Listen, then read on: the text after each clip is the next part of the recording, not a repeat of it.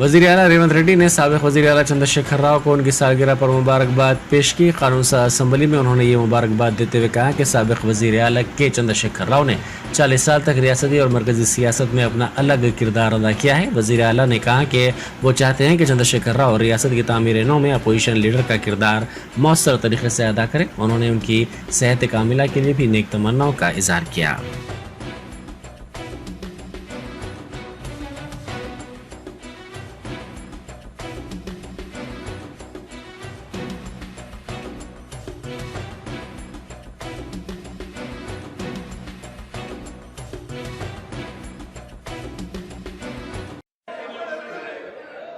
శాసనసభ్యుడిగా, రాష్ట్ర మంత్రిగా, పార్లమెంట్ సభ్యుడిగా, కేంద్ర మంత్రిగా 10 సంవత్సరాలు తెలంగాణ రాష్ట్ర ముఖ్యమంత్రిగా బాధ్యతలు నిర్వహించి 40 సంవత్సరాలు రాష్ట్ర రాజకీయాలలో, దేశ రాజకీయాలలో తన పాత్రను పోషించిన శ్రీ కల్వకుంట్ల చంద్రశేఖరరావు గారికి ఈరోజు జన్మదినము. వారికి కాంగ్రెస్ పార్టీ పక్షాన జన్మదిన శుభాకాంక్షలు తెలియజేస్తున్నా. భగవంతుడు వారికి మంచి ఆరోగ్యాన్ని ఇచ్చి తెలంగాణ పునర్నిర్మాణంలో వారు పాత్ర పోషించి ఈ సభలో ప్రతిపక్ష నాయకుడిగా ఈ సభను సజావుగా నడపడానికి, తెలంగాణ సమాజాన్ని అభివృద్ధి పదం వైపు నడిపించడానికి వారికి పూర్తి స్థాయిలో దేవుడు శక్తినివ్వాలని కోరుకుంటున్నాను అధ్యక్ష. गवर्नर डॉक्टर तमिलिसाई सौंदरराजन ने साबिक़ वज़ीर आला केसीआर को सालगिरह की मुबारकबाद पेश की। पार्टी के हेडक्वार्टर्स तेलंगाना भवन में पहुंचकर गवर्नर के नुमाइंदे ने गुलदस्ता और मुबारकबादी का मकतूब साबिक़ वज़ीर श्रीनिवास यादव के हवाले किया।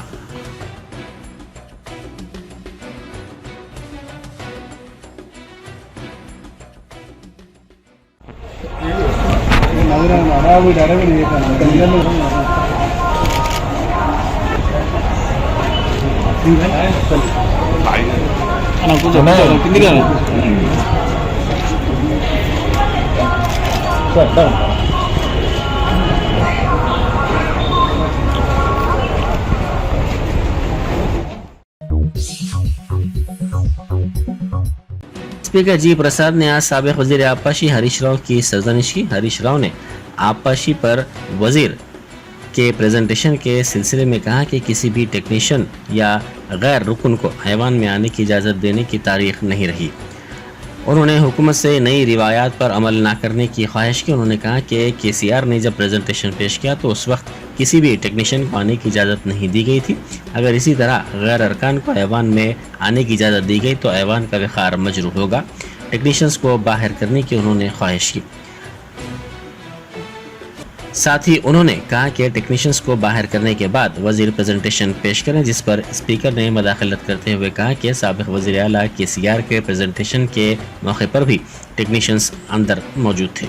रिकॉर्ड का जायज़ा लेने के बाद हुकूमत की दरख्वास्त पर गौर करते हुए उन्होंने ये इजाज़त दी है और उन पर सवाल ना किया जाए।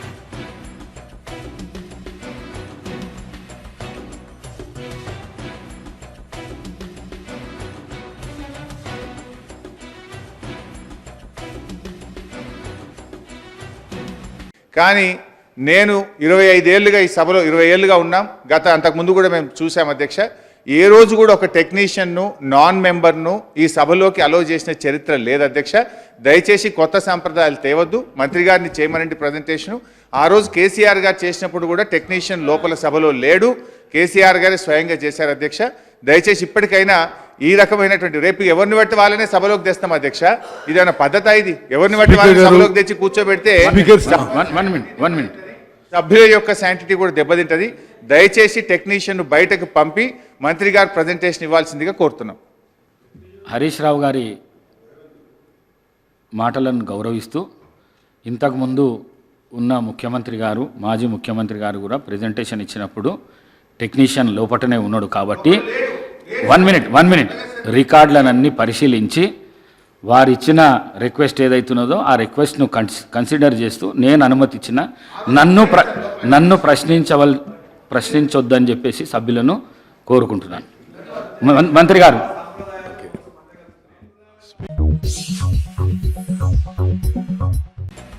साबिक वज़ीर आला KCR की सालगिरह के मौके पर राज्यसभा के रुकन संतोष कुमार ने मुबारकबाद पेश की। ग्रीन इंडिया चैलेंज के हिस्से के तौर पर उन्होंने अपने खेत में पौधा लगाया। उन्होंने KCR को सालगिरह की मुबारकबाद पेश करते हुए नेक तमन्नाओं का इजहार किया।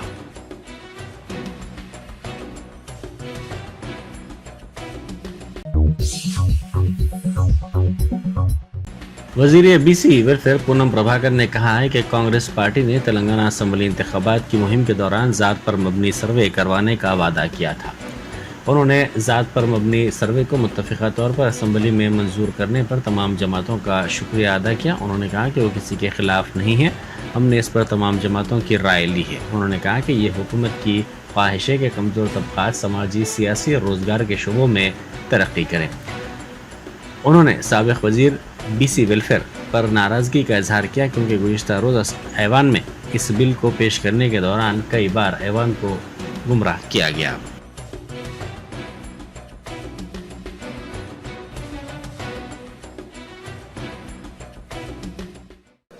నిన్న చారిత్రాత్మకమైనటువంటి దినంగా భావించే విధంగా తెలంగాణ శాసనసభ కుల గణన సర్వేకు సంబంధించి ఏకగ్రీవంగా తీర్మానం చేసిన సందర్భంగా తెలంగాణ రాష్ట్ర ఆయా వర్గాలందరికీ కూడా శుభాకాంక్షలు తెలియజేస్తా ఉన్నాం. ఈరోజు ప్రభుత్వ చిత్తశుద్దికి సంబంధించి ఆనాడు పార్టీ పరంగా ఈ మాట ఇచ్చినాం. ఇలా ప్రభుత్వ పరంగా ఆ కార్యక్రమాన్ని ముందుకు తీసుకుపోవడానికి ప్రారంభం చేయడం జరిగింది. ఈ నిర్ణయం తీసుకోవడానికి మమ్మల్ని ప్రోత్సాహపరిచినటువంటి మా రాహుల్ గాంధీ గారు, మల్లికార్జున ఖార్గే గారు, సోనియా గాంధీ గారు, కేసీ వేణుగోపాల్ గారు, దీపాదాస్ మున్షి గారు, గౌరవ ముఖ్యమంత్రి రేవంత్ రెడ్డి గారు, ఉప ముఖ్యమంత్రి బట్టి విక్రమార్క గారు, కేబినెట్ మంత్రులు, శాసనసభ్యులు, అన్ని పార్టీల ప్రతిపక్ష నాయకులు, సభాపక్ష నాయకులందరూ కూడా ఈ సందర్భంగా హృదయపూర్వక रियासती हुकूमत ने कांग्रेस के सीनियर कायद व साबिक़ रुकन पार्लियामेंट सी राजैया को तेलंगाना स्टेट फाइनेंस कमीशन का चेयरमैन मुकर्रर किया है। इस सिलसिले में गवर्नर डॉक्टर तमिलिसाई सौंदरराजन ने राजैया के तखर्रुर के काम जारी कर दिए। तेलंगाना स्टेट फाइनेंस कमीशन के चेयरमैन के अलावा 3 अराकीन का भी तखर्रुर अमल में आया है, जिनमें S सुधीर रेड्डी, M रमेश और नेहरू नायक शामिल हैं।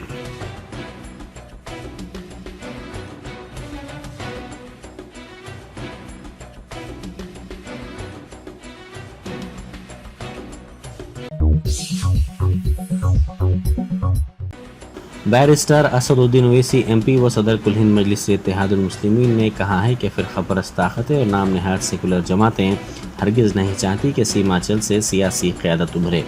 बिहार में आला ज़ात का नेता होना कोई गुनाह नहीं है, गुनाह उस वक्त हो जाता है जब गरीब मुसलमान मुकाबले के लिए खड़ा हो जाए। नाम नहाद सेकुलर जमातों की वजह से ही बिहार में BJP इक़्तिदार में आई और RSS मजबूत हो रही है। इसकी जिम्मेदारी न सिर्फ नीतीश कुमार बल्कि तेजस्वी यादव पर भी आयद होती है। मजलिस की जानिब से सियासी इनक़िलाब की जो बातें की जाती हैं वो नीतीश कुमार, तेजस्वी यादव और मोदी को हरगिज़ पसंद नहीं है। मोदी कई रोल अदा करने के बाद अब पुजारी बन गए हैं। वो कह रहे हैं कि BJP पार्लियामेंट के इंतखाबात में 370 नशिस्तों पर कामयाबी हासिल करेगी।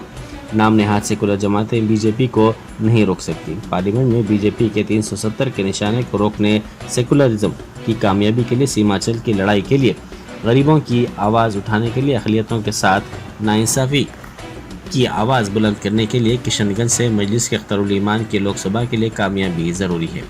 सदर मजलिस ने सीमांचल के इलाके किशनगंज हलक़े के ठाकुरगंज में मजलिस के जलसे आम से खिताब किया। इस जलसे में बैरिस्टर असदुद्दीन ओवैसी के हमरा हैदराबाद के मजलिसी रुकने असम्बली मोहम्मद माजिद हुसैन और दूसरे मौजूद थे।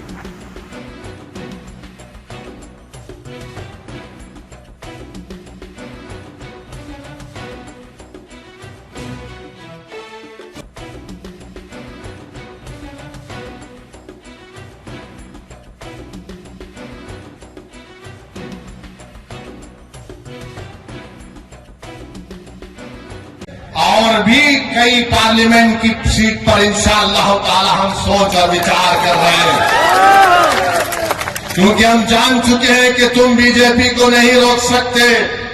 मोदी को अगर कोई रोक सकता है तो इंसाफ पसंद लोग रोक सकते हैं। ये मिलावटी, ये मिले हुए लोग नहीं रोक पाएंगे।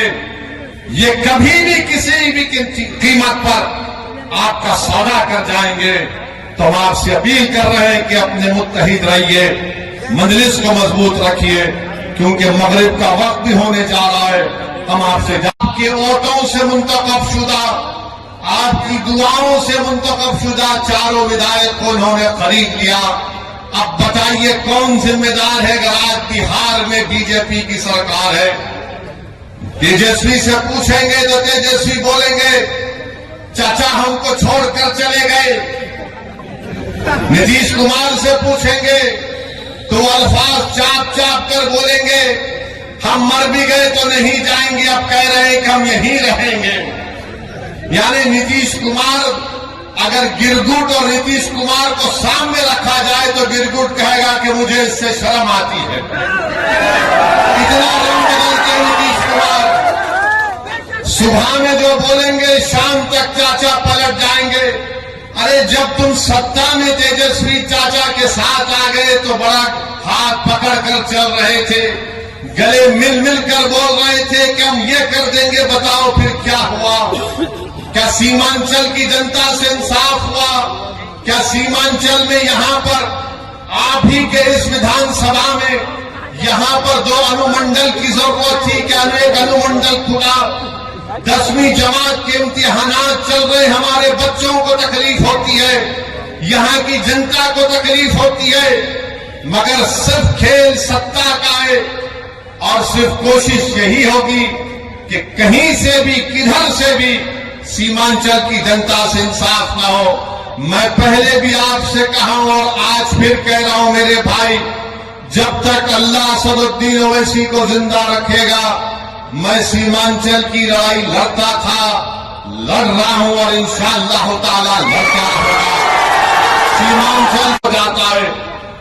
तेजस्वी यादव को जरा सोचना चाहिए था कि जब तुमको मजलिस की जरूरत पड़ी तो अख्तर अली मान को बुलाया, बोला कि अख्तर भाई हमारा साथ दे दो। तेजस्वी तुमने जो 4 गुलाब जामुन समझकर हमारे विधायक को खा दिया, वो हजम कर गए तुम उनको? क्या किया तुमने उन 4 का? कहां मुंह दिखाने के काबिल नहीं रहे वो लोग? आज अख्तर अली मान से कह रहे, अरे हमने पहले दिन से कहा था कि हम बीजेपी से कभी समझौता नहीं करने वाले, हम कभी समझौता नहीं किए, ना करेंगे कभी इंशाअल्लाह। कमिश्नर जीएचएमसी रोनाल्ड रॉस ने पोर्ट ब्लेयर बल्दिया के वफ्द को जीएचएमसी में इख्तियार किए जाने वाले बेहतर तरीक़ों और स्कीमात से वाकिफ करवाया। इस मौके पर एचओडीज सैयद जियाउद्दीन और दूसरे मौजूद थे।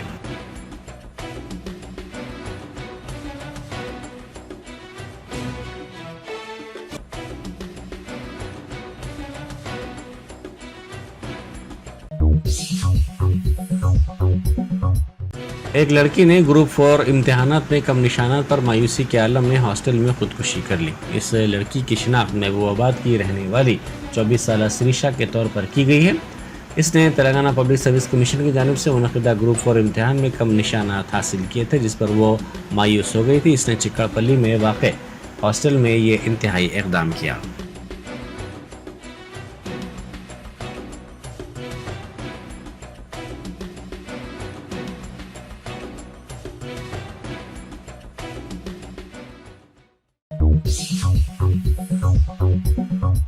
Germanton super speciality hospital, doctor Mir Jawad Zar Khan, senior experienced orthopaedic surgeon, bone fracture, joint replacement, hip replacement और स्पाइन सर्जरी कामयाबी से अंजाम दे रहे हैं।